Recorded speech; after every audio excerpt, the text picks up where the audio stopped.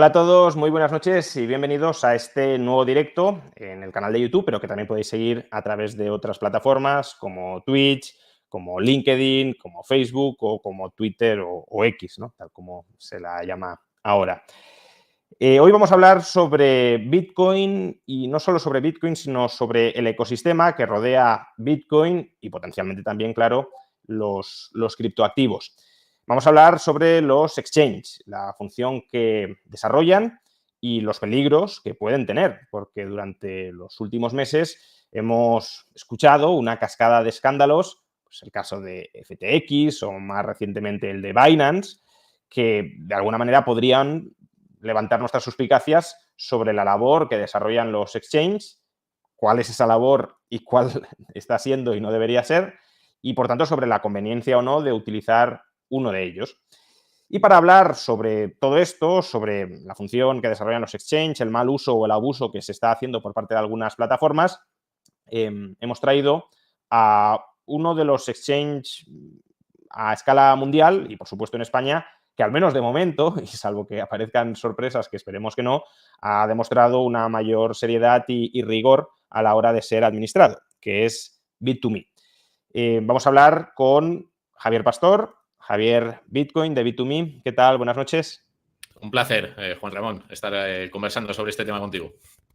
Y vamos a conversar sobre lo que os mencionaba. ¿Para qué hace falta un exchange y qué está pasando últimamente con los exchanges que nos están dando una cascada de noticias a cuál más negativa y a cuál más inquietante? Entonces, para empezar a centrar el tiro, lo más reciente, lo más acuciante ha sido el caso de Binance, ¿no? Binance ha sido, no sé si sigue siendo, tú te conocerás mucho mejor las cifras, el mayor exchange global de criptoactivos y, por tanto, la referencia dentro del sector. De hecho, hubo un momento en el que parecía que iba a absorber a FTX cuando cuando se desintegró como consecuencia del fraude masivo que se cometía en su interior y que se consolidaría como el gran jugador con absoluta diferencia frente a todos los demás, porque se nos decía, mantenía pues estándares de calidad y de rigor superiores a los del resto. No sé hasta qué punto podemos decir que esto sigue siendo así después de lo que hemos conocido durante la última semana, pero precisamente para centrar el tiro, ¿qué ha pasado o cuáles son las noticias que se han vuelto tan de actualidad durante esta última semana y que afectan a Binance? Antes de nada, nos tenemos que remontar un poco para ver cómo hemos llegado hasta aquí, ¿no? Como bien introducías, los exchanges cumplen una función de intermediación entre el dinero fiat, ¿no? El dinero que tenemos en las cuentas bancarias, y los exchanges que tienen Bitcoin y otras criptomonedas y con las que podemos comprar y vender, ¿no? Esta actividad, pues evidentemente se desarrolla en una jurisdicción, en el caso de Bit2Me en España, pero también se puede desarrollar en otros países, como es el caso de Binance, en Estados Unidos y otras tantas ubicaciones. Entonces, yo me remontaría, por hacer una intro, al año 1970 con el Bank Secrecy Act, ¿no? La introducción de Nixon de todo lo que tiene que ver con los procedimientos de compliance de KYC, de conoce a tu cliente al hacer el onboarding para utilizar este tipo de servicios. En el caso del sistema bancario se empezaron a introducir en esta fecha.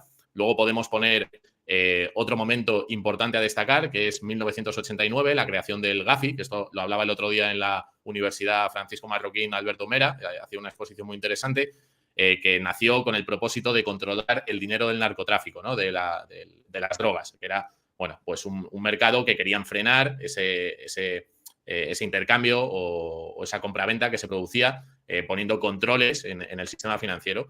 De ahí podemos ir al año 2001 con el atentado del 11S en las Torres Gemelas, donde se hace se le da una vuelta de tuerca al sistema de privacidad que teníamos hasta ese momento, ¿no? Con el Travel Rule, donde Estados Unidos ya puede mandar información de cuentas bancarias que no solamente sean de bancos en Estados Unidos, sino a nivel mundial, ¿no? Y se ponen además una serie de restricciones con algunos países con los que no se puede comerciar ni con sus instituciones ni con sus ciudadanos. En el año 2008, 2009, surgimiento de Bitcoin, el surgimiento de una nueva industria, una necesidad en el mercado que se satisface pues, con emprendedores que deciden montar empresas para construir una infraestructura para poder comprar y vender criptoactivos, Ethereum, 2014, el lanzamiento de todas las ICOs, y hasta el año 2019 realmente no teníamos un pronunciamiento, no teníamos una regulación específica por parte de ningún supervisor ni organismo, ¿no? De alguna forma, el GAFI ya en 2019 puso bueno, levantó la alerta, ¿no?, de que había un problema con el mundo de las cripto para el tema del blanqueo y ya se empezaron a dar recomendaciones desde ese momento.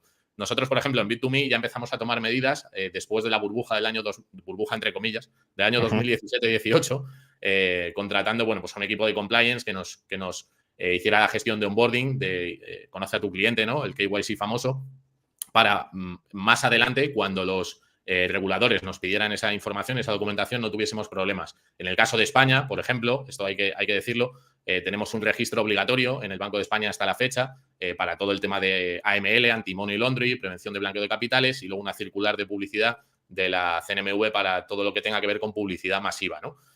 En el caso de Estados Unidos, claro, nosotros allí no hemos operado, estamos hablando de otro exchange, otra empresa, en este caso Binance, ¿no?, que ha sido muy sonado.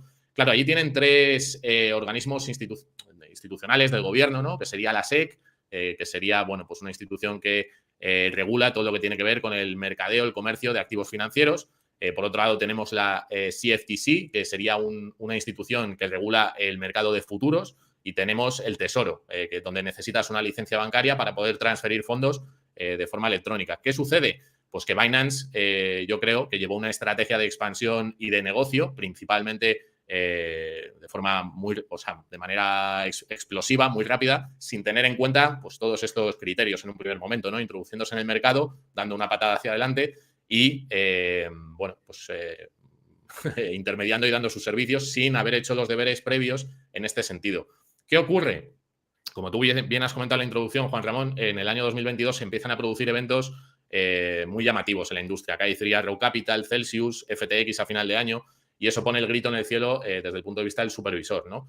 Desde el año pasado, ya incluso con las stablecoins, Paxos, que es el emisor de la stablecoin de Binance, empieza a limitar y empieza a poner fecha de caducidad a ese token que se ha utilizado para la compra y venta de Bitcoin y otras criptomonedas. De hecho, si vemos la capitalización que tenía BUSD, que sería el token de Binance estable, tenía pues un market cap de 22.000, 23.000 millones de dólares y ahora está en los 1.700, ¿no? Lo he mirado esta mañana.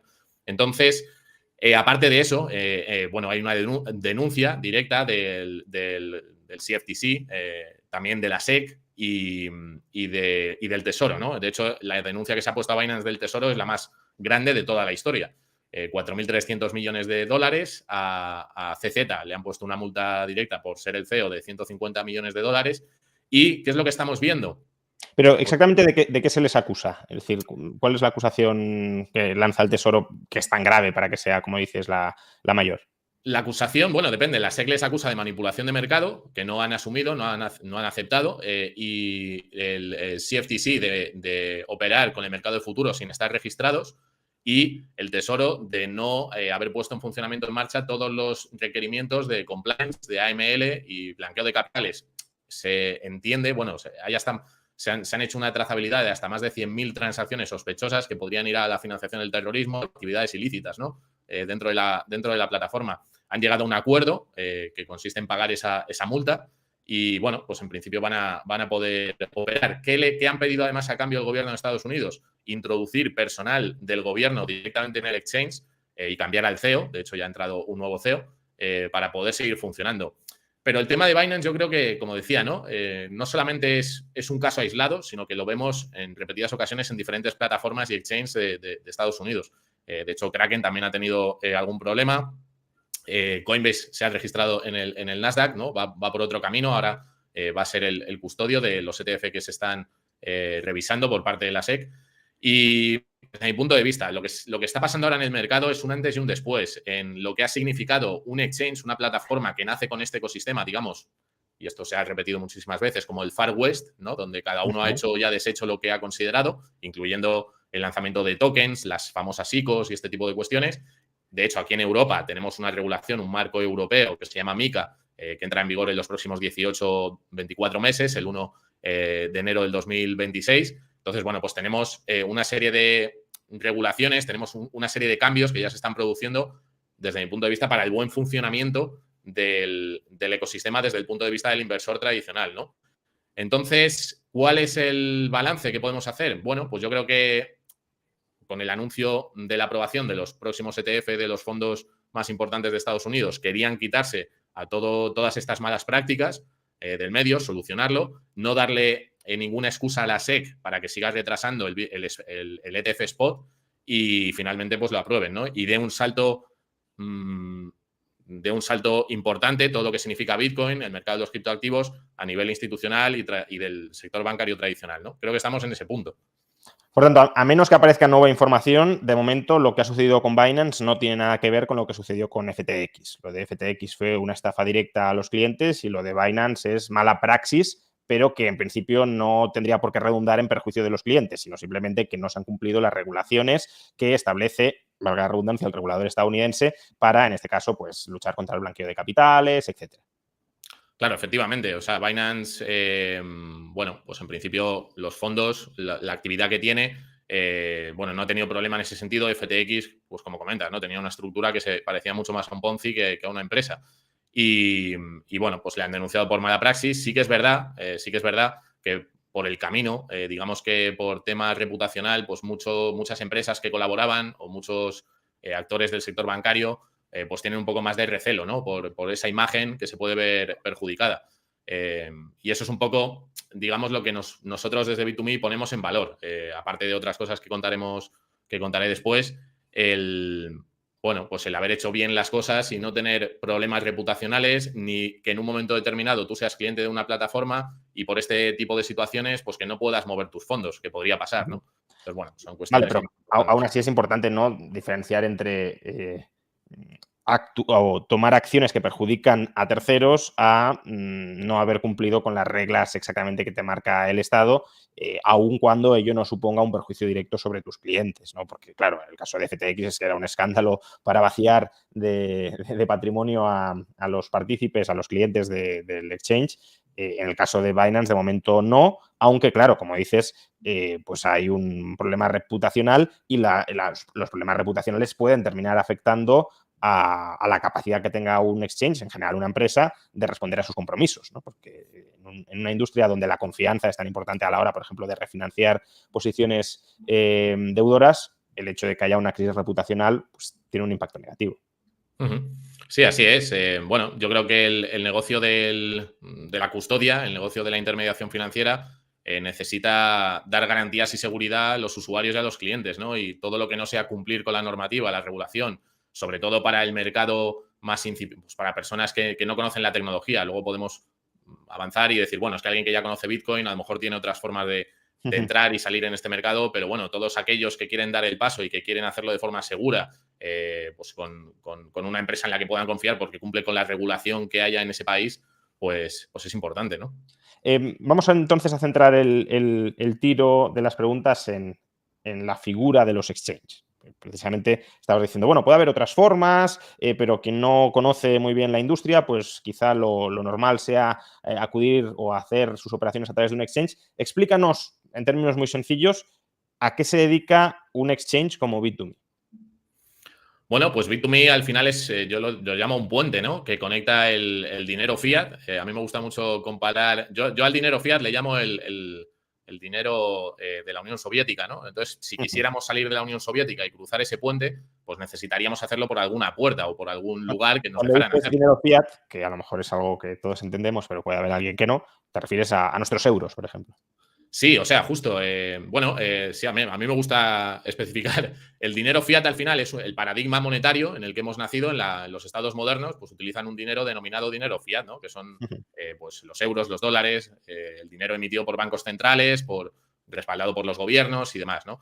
Entonces, ese dinero, desde mi punto de vista, que tiene muchas desventajas a nivel de libertad, sobre todo, bueno, pues yo le comparo con estar dentro de la Unión Soviética de los dineros. Entonces, tienes un nuevo tipo de dinero que es Bitcoin, que está fuera de ese bueno, de ese encierre que te puede hacer este tipo de dinero y cuando cruzas un puente, pues accedes a Bitcoin. Entonces, los exchanges lo que hacemos es cumplir una función de conexión entre el dinero fiat y Bitcoin y los criptoactivos. Entonces, tú para cruzar lo puedes hacer a través de una empresa que te otorgue, que te ofrezca este tipo de servicios de intermediación, donde puedes comprar, puedes vender, puedes intercambiar, puedes enviar esos criptoactivos fuera del exchange a un monedero que custodies tú mismo, que esto es importante también entenderlo, o puedes dejarlos en el exchange, depende de cada usuario y su nivel de confianza y conocimiento, ¿no?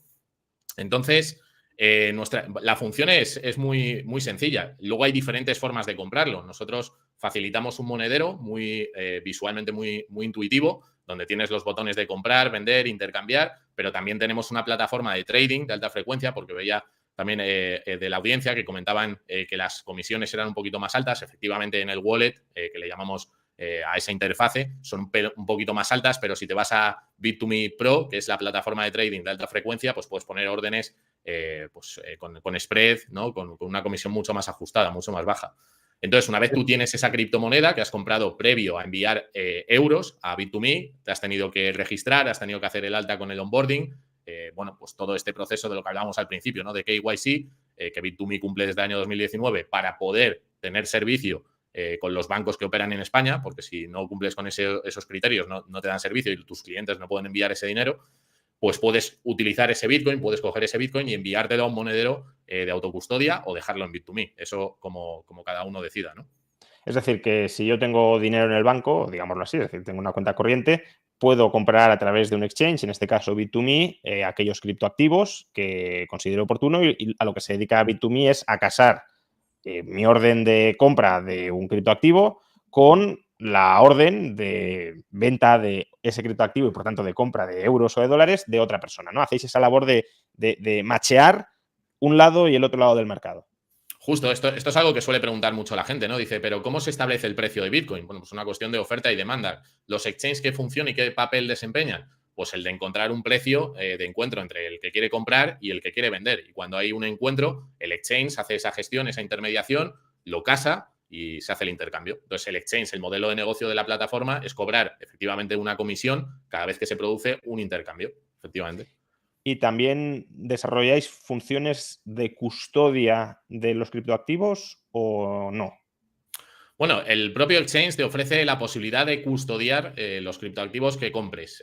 A pesar de que yo trabajo en el exchange desde hace más de 5 años y también los fundadores, Leif y Andrei, nosotros siempre decimos que, bueno, lo que se dice en el ecosistema, not your keys, not your coins, ¿no? Que lo ideal es que una persona que interactúa con Bitcoin y que quiere disfrutar de todas las propiedades que te ofrece este activo, pues cuando se sienta segura y cuando entienda el porqué de tener la custodia directa de sus propias claves privadas, que serían las claves que te dan acceso a la posibilidad de mover ese Bitcoin, pero sin depender de un tercero, es decir, no dependerías de Bit2Me en este caso si tú no quisieras, pues lo puedas hacer. Entonces nosotros sí que ofrecemos servicio de custodia, es decir, una persona que nunca haya comprado Bitcoin, pero que empiece a interesarse y que vea que es una forma de diversificar su portfolio y de tener un activo muy interesante, que cada vez más gente entiende, pues lo puede dejar en Bit2Me. Ahora, la curva de aprendizaje, lo que siempre decimos es cuando te sientas seguro y empieces a profundizar e investigar, pues tienes la posibilidad de sacarlo, ¿no? Entonces, ¿Y tú consideras sí. que es preferible la autocustodia?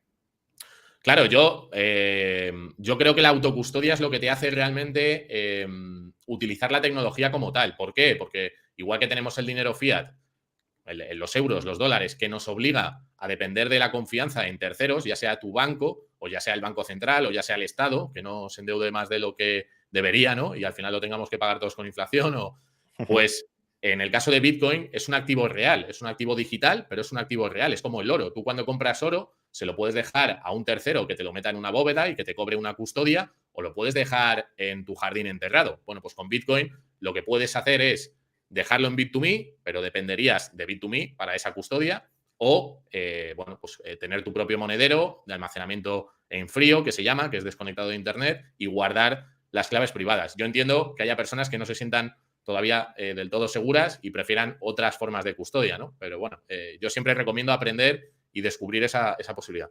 Y entonces, ¿a qué riesgo se expone el que utilice un exchange, sea Bit2Me u otro exchange? Aunque también, si quieres comentarnos las ventajas relativas en ese sentido de Bit2Me, pero ¿a qué riesgo se expone una persona que custodie sus criptoactivos a través de un exchange? Bueno, al final, justo es la dependencia de la empresa en la que confíes. Nosotros llevamos operando desde el año 2014, tenemos más de 1 millón de clientes de 90 países del mundo y a través de la plataforma solamente en 2021 transaccionamos más de 2.000 millones de euros, ¿no? Entre cripto y fiat.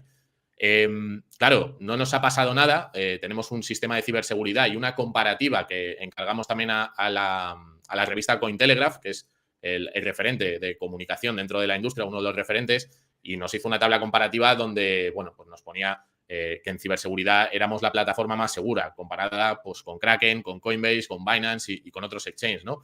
Que también tenemos criterios y auditorías que hacemos de forma constante, la prueba de reservas tan famosa, ¿no? Y que nos permite ver a tiempo real si los fondos están o no, y todo este tipo de cuestiones. Entonces, también tenemos un seguro de 150 millones de euros con Ledger, que es un acuerdo que tenemos con ellos.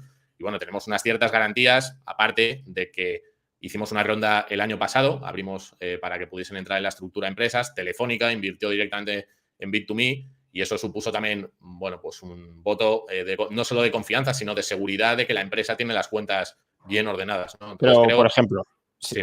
Pongamos un escenario muy estresado, esperemos que no suceda, pero si Bit2Me quebrara, ¿qué pasaría con los fondos que están siendo custodiados por Bit2Me? Claro, nosotros tenemos segregada la cuenta de los clientes de las cuentas de Bit2Me, eso es importante, es decir, tenemos depósitos uno a uno de los clientes separado del balance o de la actividad de la empresa, entonces no pasaría nada, lo que pasaría es que la actividad de la empresa terminaría, pero los clientes tendrían acceso a su Bitcoin y su criptomoneda, que creo que va por ahí, ¿no? Es decir, que en términos financieros no hay un riesgo como tal si cumplís con todo lo que decís que hay que cumplir. El riesgo puede estar en si hay ciberataques, ¿no? Si hay ciberataques, si consiguieran vencer vuestras defensas de esos fondos custodiados, ahí sí que habría un riesgo respecto a la autocustodia. Pues fíjate que el tema del ciberataque, ahí, bueno, de 1 a 10 tenemos un 8 en valoración dentro de todos los criterios y somos el exchange más seguro. Evidentemente, los hackers tratan de llegar, ¿no?, a saltarse las barreras de seguridad que ponga cualquier exchange. Nosotros, afortunadamente, bueno, pues hemos tenido incluso premios del exchange más seguro que hay y de momento pues no tenemos que lamentar ningún ataque con éxito, ¿no?, de ningún hacker. Entonces ya digo que, bueno, estos son 8 años de actividad, de muchísimos clientes, de muchísimas operaciones, de custodia de muchos fondos y no hemos tenido problemas. A ver, yo... ¿Y el seguro del que hablabas cubre también el riesgo de ciberataques? Es decir, que si hubiese un ciberataque y un cliente perdiera sus fondos porque se los ha robado un hacker, ¿el seguro entraría ahí? El seguro entraría si es responsabilidad de Bit2Me, porque si es responsabilidad del cliente, Claro, claro. no cubriría. Es decir, si al cliente le hackean su ordenador, entra un malware y consiguen sus claves y de alguna forma entran en su cuenta, aunque nosotros tenemos un montón de filtros y de acciones de seguridad para evitar que eso suceda, bueno, pues sí que sería un caso en el que no cubriría ese Bueno, pero seguro, eso es claro. como si entran a robar a tu casa y te roban tu dinero, pues obviamente la culpa es tuya, no es del intermediario, ¿no? Pero si es un ciberataque por una deficiencia de Bit2Me, en ese caso sí cubriría. Por cierto, dudas así más prácticas. Emilio Maceda dice, si yo custodio mis claves, por ejemplo, en un Ledger o de otra forma, y me muero, ¿esta pasta se pierde? ¿Bit2Me gestiona la herencia de mis fondos? Nosotros sí que hemos tenido algún caso de algún cliente pues, que desgraciadamente falleció y sí que al presentar bueno, pues documentación la familia hemos liberado esos fondos, ¿no? Claro, la ventaja que tiene tenerlo en Bit2Me pues es justamente la que comentaba esta persona, ¿no? Que tenemos delegada o que la persona no es responsable de las claves si no se siente segura, porque sí que es verdad que si alguien tiene la custodia de sus palabras y las pierde, y no es capaz de, bueno, pues no las puede encontrar o tiene algún problema, pues ese dinero en Bitcoin no es recuperable. Claro. Esa es la ventaja de tenerlo en Bit2Me, que en el fondo, bueno, pues delegas esa responsabilidad, tienes otros riesgos, como hemos hablado, pero sí que podrías recuperar tu dinero o tu familia, en caso de que sea una herencia, ¿no? También se puede dejar en testamento, pues que tienes una cuenta abierta en Bit2Me con unas cantidades X y que la persona lo tenga más fácil a la hora de venir. Si no tienes ese testamento, pero efectivamente eres un familiar directo, un hijo o un hermano o un marido o una mujer, pues evidentemente pues también lo liberamos, ¿no? ¿Qué ejercicio de transparencia hacéis? ¿No? Porque la transparencia en el caso de los exchanges es muy importante, bueno, cualquier empresa, pero en el sector financiero especialmente, para trasladar confianza y credibilidad. ¿Vosotros cómo os desnudáis ante el público? Pues de momento no nos hemos desnudado como tal. Sí que es verdad que es algo que nos vienen pidiendo todos los usuarios, que tengamos un protocolo de auditoría con el público, no tanto a lo mejor con un inversor privado que quiere participar de la estructura, sino con el público. Creo que eso es algo que va a llegar. Fíjate, la ley MiCA nos habla de que marketing criptoassets, que comentábamos antes, bueno, pues habla de la honorabilidad, la gobernanza, la segregación de fondos y una de las cuestiones que resalta es justamente la transparencia, ¿no? Y esa auditoría que hasta hoy no ha sido exigida por parte de los clientes. Esto es como ir al banco y decir, oye, quiero saber si el depósito que hice aquí está invertido o no en bonos que han perdido el 30 o el 40% en el último año. Pues tampoco te lo van a decir, pero creo que eso es algo que la industria de, por lo menos los exchanges que operan con este tipo de activos, pues tienen que trabajar y tienen que poner encima de la mesa. Yo, de momento, no conozco a ningún exchange que haga esto de forma constante, que hagan un screenshot en un momento determinado de una dirección y digan que tienen esos fondos.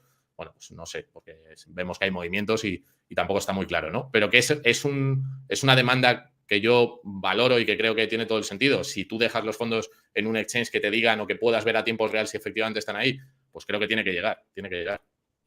Bien, hemos visto que, digamos, de los dos servicios que ofrece un exchange, en este caso B2Me, pero también el resto, intermediación entre compradores y vendedores y subsidiariamente custodia. El servicio de custodia lo puede uno desintermediar haciéndolo uno mismo.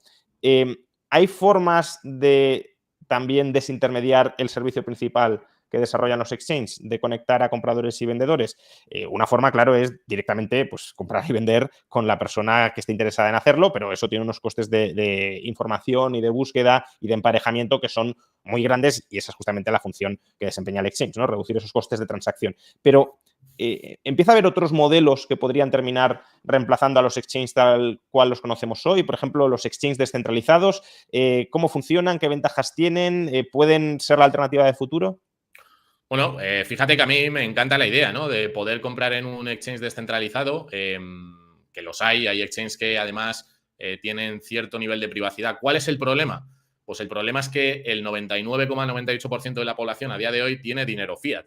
Y si tú tienes dinero fiat y lo quieres pasar a Bitcoin o criptomonedas, bueno, pues los bancos, porque es así, no es que a mí me guste, ni muchísimo menos, pero los bancos van a preguntar o van a sospechar a partir de determinadas cantidades qué es lo que estás haciendo con el dinero, a quién se lo estás enviando, te va a pedir más documentación, a través de quién, y si en un momento determinado hay una empresa que da este tipo de servicios, que a mí me parece, pues oye, muy loable y oye, que no recoge lo que los supervisores, lo que la regulación le piden, pues puede que hoy tenga una actividad y que consiga seguir funcionando 2, 3, 4 años, pero no sé, yo veo bastante complicado que haya un mercado paralelo descentralizado, ¿no? Conectado al sistema fiat, sabiendo que dependemos de una cuenta bancaria de origen y una de destino y que esas transferencias al final son trazadas por el sistema tradicional. Y además, te diría, Juan Ramón, y esto, bueno, a mí me genera debates en el ecosistema, evidentemente, porque es así. Claro, tú compras Bitcoin sin KYC al precio que tiene ahora mismo, pues de $35.000, $37.000. ¿Qué formas hay de hacerlo? Porque normalmente las compras y ventas son a través de exchange que están regulados y que por tanto cumplen con la regulación, pero ¿qué formas siguen subsistiendo de poder comprar Bitcoin de esta manera? Bueno, a ver, regulación está entrando ahora. No ha habido una regulación como tal, sí que se está empezando digamos, a poner en una vía, ¿no? Pues hasta ahora ha habido alternativas como, por ejemplo, los cajeros, ¿no? Los cajeros ha sido una vía de compra-venta. Comentabas tú antes, el peer-to-peer, poder conocer a una persona de confianza de hace tiempo. Claro, pero de manera masiva, digamos. De manera masiva y de forma anónima, bueno, sí que hay exchanges pues que yo conozco y comentaba hoy en la publicación del tweet que ponías, pues ponía alguien debajo justo el nombre de una plataforma. Y hay plataformas. Pero claro, es lo que comentaba antes. En Bit2Me tú puedes comprar, si quieres, 500.000 euros y sabes que estás utilizando 500.000 euros de tus ahorros, que es una parte muy importante del patrimonio de cualquier persona en el mundo, y que detrás hay una empresa que cumple con una normativa, una regulación, y que vas a tener, digamos, un respaldo. Pero no solamente eso, sino que si tú compras 500.000 euros y mañana lo vendes por 3 millones, esos 3 millones de euros, cuando los ingreses en tu banco, el banco te va a decir, bueno, ¿y esto cómo ha llegado hasta aquí? Hablo de España, ¿eh? Yo sé que el mundo es muy grande y que hay jurisdicciones que funcionan de otra forma, pero hablo de España. Si tú compras Bitcoin con la volatilidad que tiene, en un momento determinado puede multiplicarse por 2, por 3, por 5 el valor o el precio y de repente venderlo. Y si no lo has comprado a través de un sistema que deje una trazabilidad con una identificación, pues el propio banco te puede decir, oye, pues no te recibo el ingreso. O puedes tener otro, o si quieres utilizar ese dinero para otro tipo de inversiones, te pueden poner pegas, porque es así. Entonces, a ver, depende del plan de vida que tenga cada persona, depende de las pues eso, de los riesgos o del estrés que te quiera ocasionar este tipo de inversión. Yo creo que ir a través de plataformas alternativas o de cajeros o de otros servicios, pues tiene que existir y tiene que estar ahí y es algo bueno. Pero para gran parte de la población que nunca ha interactuado con Bitcoin y criptomonedas y que ha escuchado de todo, saber que tienes una empresa que cumple con la normativa, la regulación, la supervisión, pues es importante a la hora de comprar y vender. Porque si tú luego quieres tener todo ordenado para hacer tu declaración para pagar los impuestos que te correspondan, pues es lo que más te va a ayudar en ese Pero lo que sentido. pasa es que puede haber gente que no quiera pagar esos impuestos y que por tanto se quiera saltar los circuitos oficiales, ¿no? Pero entonces ya te vas metiendo potencialmente en problemas, ¿no?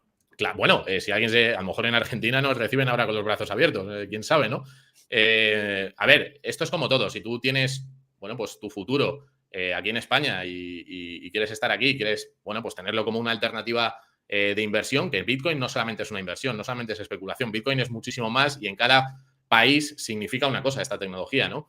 Pero bueno, yo creo que tener un servicio, de verdad, una empresa, o sea, yo es que estoy muy orgulloso de haber trabajado en Bit2Me desde hace 5 años, haber visto cómo ha crecido, cómo hemos ayudado a muchas personas a que descubran Bitcoin y a que hagan una inversión y tengan la seguridad y la garantía del servicio de una compañía pues que tiene cara y ojos, ¿no? Al final. Entonces, que no digo que lo que no tiene cara y ojos no funcione, yo no digo eso, pero que creo que tiene una serie de ventajas que también tenemos que destacar, porque no todo el mundo es igual ni quiere el mismo servicio o la misma experiencia cuando compra y vende Bitcoin, sobre todo la gente que empieza, ¿no?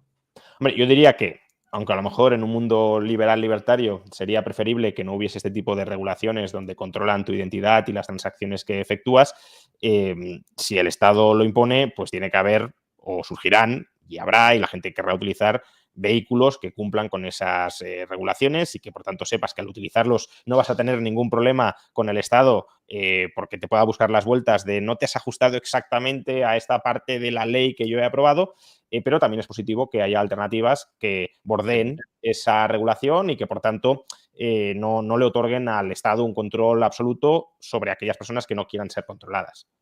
No, no, absolutamente. De hecho, bueno, para eso ha nacido Bitcoin, ¿no? No es un activo para comprarlo por 10 y venderlo por 20. No es una alternativa a un medio de pago que utilizamos hoy, que es el euro, que funciona relativamente bien. Tiene otras funcionalidades. Entonces, bueno, yo creo que esto los exchanges cumplen una función muy importante a día de hoy, que es conectar un sistema que funciona muy mal y que nos está llevando al empobrecimiento de forma cada vez más evidente a todos, con una alternativa que, bueno, no sabemos hasta qué punto va a triunfar. Yo creo que sí, que va a tener muchísimo éxito, eso es mi opinión, que tiene otra serie de ventajas y que te permiten atesorar riqueza al margen del alcance de lo que comentabas, Juan Ramón, del Estado que haga una mala gestión, ¿no? En un momento determinado. Entonces, ¿cómo lo compres? ¿Cómo lo custodies? ¿Y cuál es tu plan de vida? Pues todo eso son decisiones y cuestiones que hay que valorar, ¿no? A la hora de comprar. Por cierto, ha llegado un superchat más específico sobre perspectivas de futuro de organización de Bit2Me. Dice, hola, tengo el 30% de mi portfolio en Bit2Me y la recomiendo como exchange. ¿Bit2Me contemplará trading de futuros de cripto en su herramienta Pro? Bueno, a día de hoy no podemos dar ese servicio de futuros porque no hay una autorización. Nosotros sí que es verdad que tenemos la Bit2Me Pro, es la plataforma de trading de alta frecuencia. Y nuestra intención no solamente es vender Bitcoin y criptoactivos. Ahora mismo, bueno, pues estamos en el sandbox en un régimen piloto de la CNMV para desarrollar productos financieros tokenizados utilizando la tecnología DLT. Y bueno, es otra línea de negocio, ¿no? Y dentro de este futuro, bueno, pues el tener este tipo de productos de trading lo tenemos en el roadmap, pero claro, dependemos también de los supervisores, ¿no? Decías que Bitcoin es una alternativa descentralizada para transferir riqueza a largo plazo al margen del control estatal y del régimen de moneda fiat. Sin embargo, los exchanges, tal cual están organizados hoy, tienden a una cierta centralización. No es que sea exactamente lo mismo, pero por buscar un cierto paralelismo, sería algo así como el banco de la moneda fiat. Ya digo, no es lo mismo porque el banco desarrolla otras funciones y hace otro tipo de intermediación, pero al fin y al cabo no deja de ser, pues eso, un estrato de centralización dentro de un ecosistema concebido como puramente descentralizado. ¿No hay ahí una cierta tensión entre la filosofía de Bitcoin y la función del exchange o no la hay?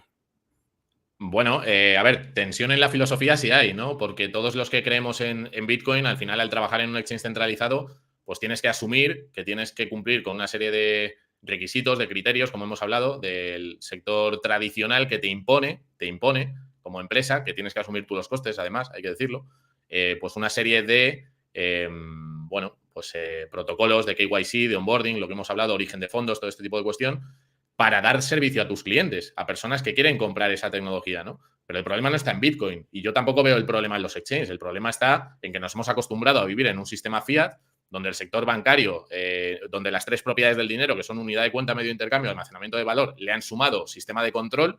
Entonces, claro, en un sistema de control donde ya no te dejan pagar más de 1.000 euros en efectivo, donde te dicen que puedes ingresar hasta X cantidad en caja, en los bancos, hasta cierta hora, en donde haces una transferencia a una persona de un país porque quieres, porque es tu dinero y no te dejan, pues claro, esto lo están intentando trasladar, hacer un copia-pega a los exchanges, que somos un poco esa figura que hace de banco, que intermedia con la compra de Bitcoin. Pues sí, lo están intentando. Por eso, en el fondo, filosóficamente, a los que trabajamos en esta industria, pues nos crea un poco de tensión, ¿no? Y lo que le decimos a la gente es, trata de formarte, trata de aprender cómo se custodia Bitcoin, y da ese paso, ¿no? No te quedes en el solamente lo compro para ver si se revaloriza, porque no es, o sea, yo entiendo que la percepción de la población en general, sí que es verdad que los que estamos en la cámara de eco de Bitcoin, pues le vemos muchísimas más utilidades y funcionalidades, pero la gente, tú sales a la calle y te dice, bueno, me cuentas todo esto de Bitcoin y su historia y el dinero y tal, pero ¿cuánto va a valer dentro de un año? ¿Cuánto va a valer dentro de 2 años? Y no es eso. Lo que tenemos que entender es que vivimos en un sistema que nos empobrece cada vez más, que nos controlan, que nos coartan la libertad y que el dinero vinculado o dependiente de un tercero, en este caso los estados, los bancos, etcétera, trabaja para ellos, no trabaja para ti, que eres el que genera riqueza. Y eso es lo que tiene que entender la gente y separar el dinero duro del dinero dependiente de terceros, que tenías el debate también con Eduardo, ¿no? El otro día. José Luis Vázquez plantea algo de lo que hemos hablado, pero que en cierto modo está vinculado con lo que estábamos diciendo ahora, ¿no? Si el sistema fiat es un sistema del que deberíamos, desde tu punto de vista, ir separándonos y deberíamos pasar cada vez más a un sistema fundamentado en Bitcoin, claro, la función que desarrolla un exchange centralizado de convertir fiat en Bitcoin, aquel que ya haya hecho ese divorcio mental, emocional y psicológico con lo fiat, pues ya puede utilizar, ¿no? Como dice José Luis Vázquez, hay plataformas de intercambio que no obligan al KYC porque el exchange no toca fondos fiat en el proceso. Entonces, en la medida en que salgamos del mundo fiat, ahí sí que se abren otras alternativas que podrían tener un ámbito o un alcance más descentralizado. No, claro. O sea, tú en el momento en el que tienes Bitcoin puedes disfrutar de una economía circular con todos aquellos que estén dispuestos a recibirlo como medio de intercambio, ¿no? Como medio de pago. Yo creo que esto también en los próximos años veremos cómo cualquier persona, independientemente del lugar en el mundo en el que se encuentre, está dispuesto a recibir un pago en Bitcoin, porque aunque sea volátil, la tendencia es clarísima en largos periodos de tiempo. Es un activo que si no tienes necesidades de liquidez en el corto plazo, en periodos largos de tiempo, si se repite la historia, y parece que con la entrada de los actores que van a participar ahora, no es que se vaya a repetir, es que se va a incrementar, cualquier persona va a decir, oye, si me pagas en Bitcoin, incluso a lo mejor hasta te hago un descuento, que yo lo haría, ¿eh? Ahora, que va a haber una economía circular y que no va a estar ubicada a lo mejor en un país concreto y que va a ser una economía creciente en diferentes ubicaciones. Yo creo que va a pasar. Hablamos de una tecnología, de un dinero que utiliza la plataforma de comunicación de seres humanos más grande del mundo, que es Internet. Ya no estamos limitados a una frontera, a una línea geográfica que ha puesto el poder político, sino que tú ahora puedes transferir o recibir valor desde cualquier parte del mundo. Igual que ahora puedes tener una conversación con alguien que está en China o que está en Estados Unidos o que está en Sudáfrica y no tienes que pedir permiso a nadie. Pues el dinero tiene que fluir con esa naturalidad que hemos renunciado. Entonces va a haber una economía circular dentro de Bitcoin y las personas van a hacer pagos entre ellos para intercambiar productos y servicios. Estoy seguro. Estamos pronto. Bitcoin tiene 14 años. 14 años. Por cierto, estamos hablando mucho de KYC y a lo mejor hay gente que no sabe a qué nos referimos. Exactamente qué es y qué información personal supone transferirle esa regulación a las autoridades. Es decir, si yo utilizo Bit2Me o cualquier otro exchange que cumpla las regulaciones, ¿el gobierno qué sabe de mí? Bueno, pues lo que le pedimos al cliente cuando Primero, hace ¿qué es KYC para la gente que KYC, las no... siglas en inglés es Know Your Customer, que sería conoce a tu cliente, que como comentaba, esto viene de 1970, del Bank Secrecy Act, que se empezó a extender por todo el sistema financiero y tiene un coste además para todos los bancos y los exchanges de 300.000 millones de dólares, que no es tontería. Esto también lo decía Alberto el otro día. Entonces, el KYC es la obligación que tiene la empresa que te da servicio, igual que si tú vas a un banco a abrirte una cuenta bancaria, te van a pedir tu DNI, te van a pedir el pasaporte, te van a pedir documentación para ver si pueden darte servicio o no de entrada, para saber quién eres. Y después, si quieres utilizar tu dinero para comprar o vender, se te va a solicitar también la actividad económica que respalda el dinero que vas a utilizar. Es decir, si tienes una empresa o si eres autónomo, si tienes una nómina, si tienes unos ahorros, si has vendido un inmueble. A mí o sea, personalmente me parece muy duro a veces. Y hay clientes que me escriben y me dicen, oye, Javier, pues me estás pidiendo la herencia, ¿no? Que es algo muy personal. Pero al final es algo que no elegimos nosotros, que es que se nos exige. Entonces, eso es lo que le pedimos, pero no hablo de 1.000 euros, no hablo de 2.000 euros, hablo de personas que compran a partir de 20, 30, 50.000 euros, ¿no? Entonces, bueno, pues les pedimos el DNI por un lado, su identificación personal y por otro lado, pues el origen del dinero en algunos casos, ¿no? Claro, pero cada vez es más complicado poder transformar fiat en Bitcoin sin pasar por ese aro de revelación de información a las autoridades, porque si no lo haces, ¿no? Digamos, la procedencia de esos fondos va a estar permanentemente bajo sospecha y en cualquier momento te pueden levantar la ceja y te pueden sancionar o expropiar, pero también en contrapartida el hecho de que entres en el registro también ya te ubica a sus ojos y te vuelve más controlable por su parte. Bueno, a ver, es que evidentemente si tu objetivo es eludir impuestos, si ese es tu objetivo, pues evidentemente la privacidad gana mucho valor, ¿no? Si tu objetivo no es eludir impuestos, sino estar tranquilo, invertir en un activo y hacerlo a través de una plataforma que cumple con la normativa, pues ahí ese es el valor añadido que tienes haciéndolo a través de Bit2Me. Y ya te digo que yo creo que hay mercado para cubrir todo el mundo. O sea, creo que hay muchísimas personas que de hecho no han entrado en este sector o no han comprado nunca Bitcoin porque no han encontrado la empresa que les diese la seguridad que necesitan, porque están acostumbrados a trabajar con un banco tradicional y ahí pues se sienten más seguros. Con la entrada de la regulación, creo que vamos a ver no solamente la venta o la intermediación que puede hacer un exchange como Bit2Me, sino que también lo veremos con bancos tradicionales vendiendo Bitcoin a los clientes. Otra cosa es que te dejen retirarlo. Nosotros de momento, vamos, evidentemente quien lo compra lo puede retirar, pero veremos en unos años, por ejemplo, los ETF de BlackRock, si se los aprueban, tú no vas a poder retirar ese Bitcoin a un monedero de autocustodia. Ese Bitcoin lo tiene BlackRock. Y es que es una diferencia sustancial, ¿no? Muy importante. Entonces, bueno, pues veremos qué sucede en los próximos años. Y volviendo a esos exchanges potencialmente descentralizados, no entre fiat y Bitcoin, sino entre criptoactivos que no requieran esa revelación de información, en el chat comentaban, bueno, el Estado lo terminará prohibiendo, es decir, el Estado al final va a exigir que todo el mundo que tenga alguna labor de intermediación en lo cripto, por llamarlo de alguna manera, recabe la información que el Estado le exige. Pero ¿hasta qué punto se pueden prohibir estos intercambios descentralizados, ya sea peer-to-peer o a través de exchanges descentralizados? ¿Realmente el Estado tiene capacidad para prohibir Bitcoin o para prohibir estos mercados descentralizados organizados para transar Bitcoin u otros criptoactivos? Para prohibir Bitcoin, desde luego que no. Para prohibir mercados alternativos, tampoco, porque el mundo es muy grande y hay muchas alternativas. Pero es lo que comento, Juan Ramón. ¿Que va a haber mercados alternativos? Sí.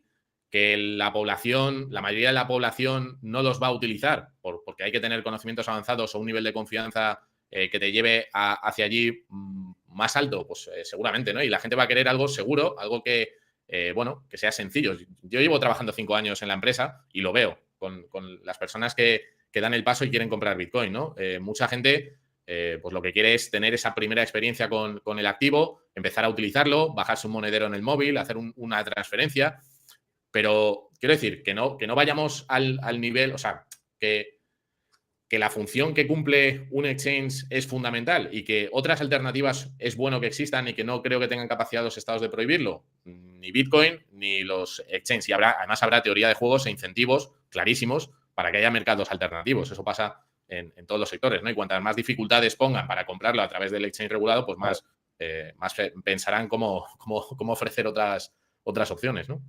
Ujú. Y en ese sentido, estás diciendo, bueno, pues si regulan mucho lo oficial, pues la gente se irá por lo extraoficial, ¿no? Pero como quizá paradigma de la oficialidad, parece que a medio plazo vamos encaminados a un tipo de dinero que siga siendo fiat, pero que se entremezcle con lo cripto, ¿no? Que sería el caso del euro digital. ¿Cuál es tu opinión sobre pues el euro digital, el dólar digital, las monedas digitales de los bancos centrales que parece que están en camino? ¿Y cómo crees que eso va a afectar a Bitcoin? Ujú. Bueno, pues yo creo que la CBDC o el euro digital son bueno, pues una alternativa que a mí me aterroriza, ¿no? Lo que significa porque el dinero en efectivo al final, aunque sea dinero fiat, es el último reducto de libertad que hay para transaccionar persona a persona, pues con cierto nivel de privacidad. Yo creo que el objetivo de la CBDC al final es reemplazar el dinero en efectivo, que tú lo has contado alguna vez en algún vídeo, que seguiría siendo el pasivo, ¿no? Del Ujú. Banco Central, del Estado. Sigo estando por aquí, se ha caído la cámara, pero sigo estando por aquí. Nada, tranquilo. Y, y lo que quieren es, pues bueno, que todo ese dinero que ahora está en circulación y que es muy difícil de controlar se sustituya por una CBDC que puedan trazar y que puedan vigilar hasta el céntimo, ¿no? Entonces, bueno, ¿cómo le afectaría a Bitcoin? Yo creo que todo lo que sea dar control sobre tu dinero a terceros para que tomen decisiones por ti de cómo lo puedes utilizar es negativo. El dinero en efectivo es mucho más difícil que se implante un sistema de control que con la CBDC, que es dinero que potencialmente es programable, donde pierdes la privacidad totalmente y donde si al poder político en un momento determinado no le interesa que utilices esa CBDC para comprar, por ejemplo, Bitcoin u otro tipo de productos o activos, pues lo pueden programar. Entonces creo que la CBDC es un paso atrás, otro paso enorme de pérdida de libertades, ¿no? Para todos. Y espero que no tengan éxito. Pero en este sentido, quiero decir, la CBDC sería como el caso extremo de potencial pérdida de privacidad, pero también en los exchange hay una cierta pérdida de privacidad precisamente por las regulaciones de Know Your Customer. No, no, totalmente, Juan Ramón. Lo que pasa es que cuando tú vas a un exchange, lo haces para comprar Bitcoin. Y si tienes Ujú, la posibilidad de sacar ese Bitcoin del exchange y enviártelo a un monedero donde tú seas el que controla ese dinero, ya no tienes ese problema. Sin ujú. embargo, si a ti te cambian tus euros de 50 del billete de 50 o de 100, lo cambias por euros digitales en un monedero digital y te programan lo que puedes y no puedes hacer, ahí ya no es que pierdas la privacidad, es que por defecto la pierdes. Por defecto la pierdes. O sea, ahí no tienes alternativa, porque tú cuando utilizas un exchange de intermediación lo eliges. Pero ahí es que estamos hablando de que el dinero, el cash tradicional, se convierta a digital y, bueno, pues, yo lo veo pues, terrorífico, ¿no? Lo veo muy mal.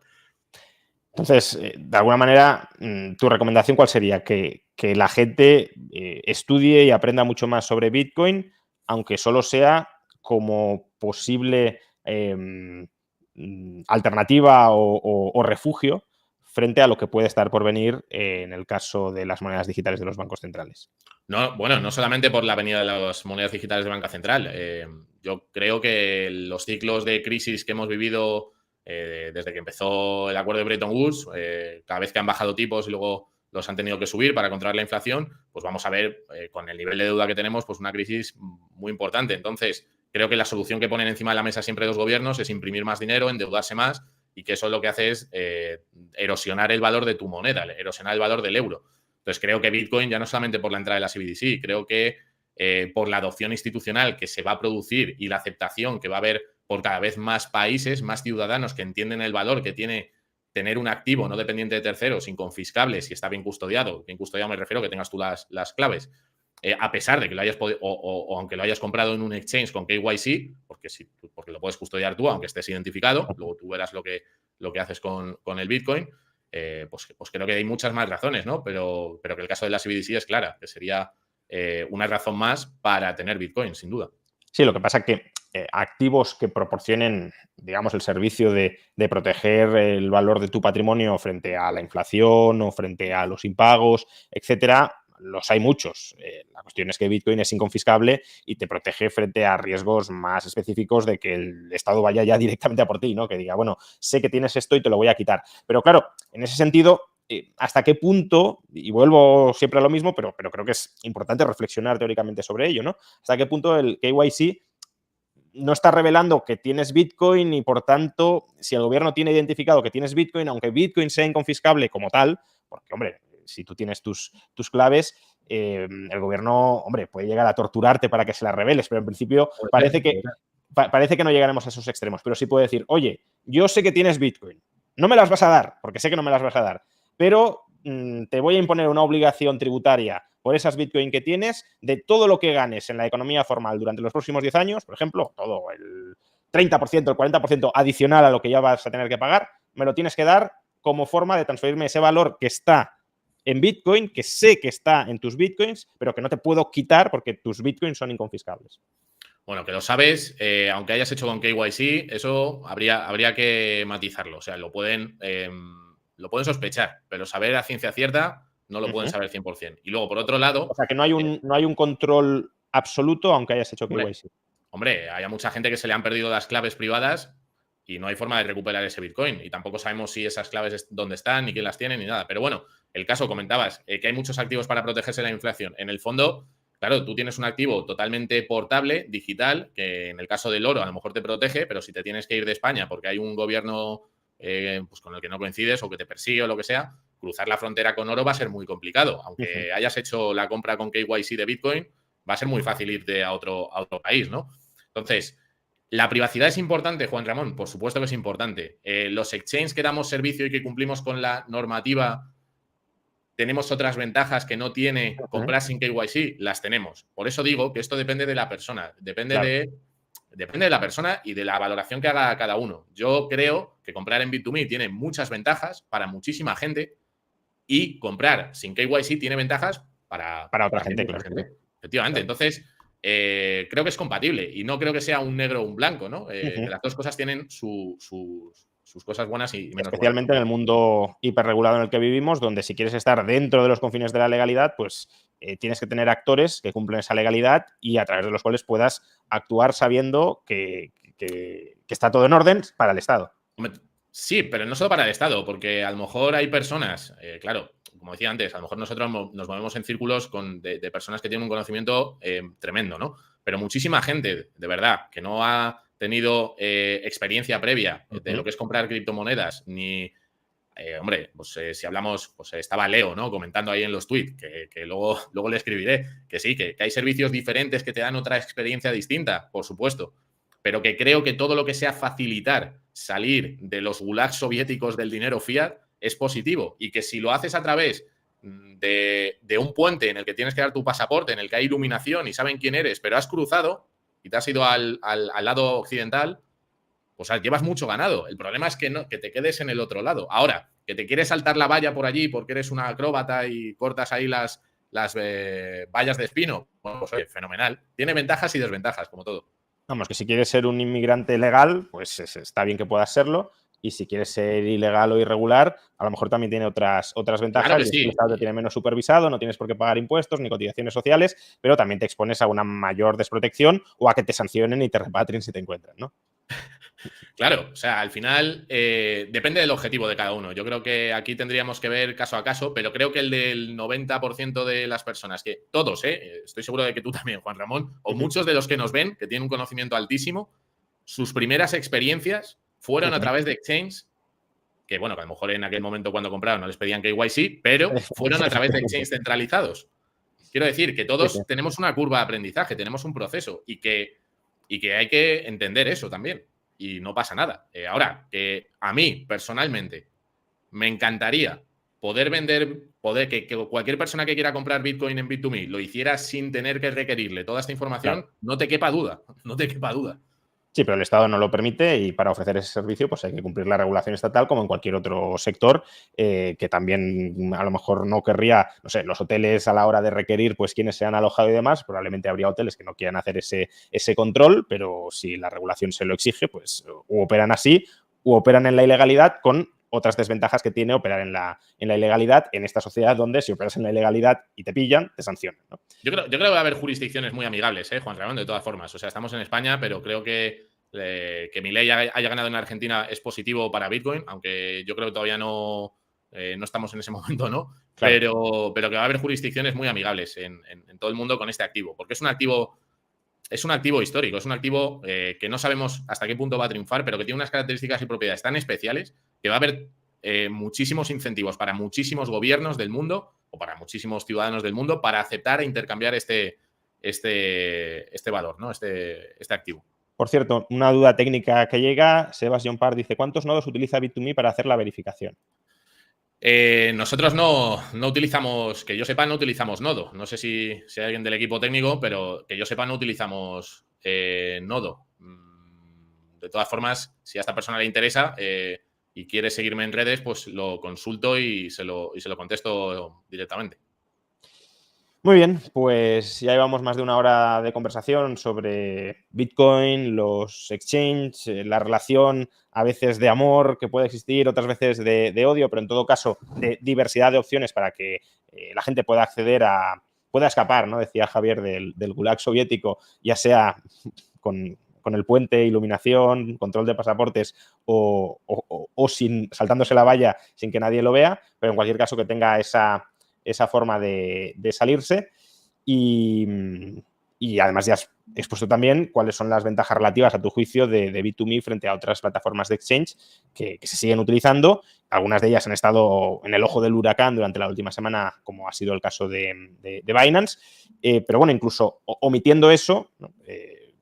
Digamos que Bit2Me ofrece ciertas ventajas relativas frente a ellos que trascienden ese escándalo transitorio al que se puede haber sometido Binance. Sí, por añadir, que no sé si lo he dicho, pero hay mucha gente que hace operaciones de trading, de compra-venta, y me pregunta si nosotros cobramos por la custodia de Bitcoin, ¿no? Si tiene algún coste. No lo tiene. O sea, solamente se cobra por la compra o por la venta, el intercambio, ¿no? Nada más.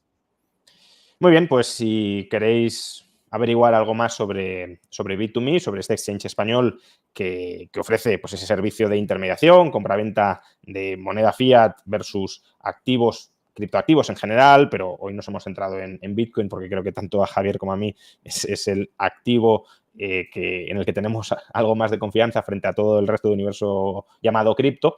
Ese exchange, ya digo, que ofrece esa intermediación como el resto de exchange y también servicios de custodia, aunque el propio Javier recomienda que lo ideal en este caso es llegar a la autocustodia como paso final del proceso de aprendizaje. Si queréis saber más y queréis empezar a operar o queréis operar en mayor medida, aunque sea para adquirir, por ejemplo, Bitcoin y transferirlas al monedero de cada uno, pues encontraréis la dirección con promoción incluida además de los servicios de Bit2Me en la caja de descripción de esta entrevista y también, para quienes no la estéis viendo en directo, en el comentario destacado de la misma. Pues muchas gracias, Javier, por tu participación. Ha sido un placer compartir impresiones y que nos amplíes información para tanto los que ya son expertos en esta materia como los que se están iniciando, para que sea comprensible y se puedan contraponer puntos de vista, ya digo, en ocasiones pues muy de la mano, en otros pues, con polémica, como existe en prácticamente todo lo cripto. Muchísimas gracias. Pues un placer, Juan Ramón. Muchísimas gracias a ti y un saludo a tu audiencia. Pues muchas gracias a todos por habernos acompañado en esta más de una hora de entrevista a Javier Pastor de Bit2Me. Y lo dicho, si queréis obtener más información sobre Bit2Me, la encontraréis pinchando en la dirección que aparece en la caja de descripción de este vídeo o en el comentario destacado. Muchas gracias por acompañarnos y seguiremos con los directos, entrevistas, tertulias, quizá chats en el canal durante el próximo mes de diciembre. Hasta entonces, muchas gracias por estar.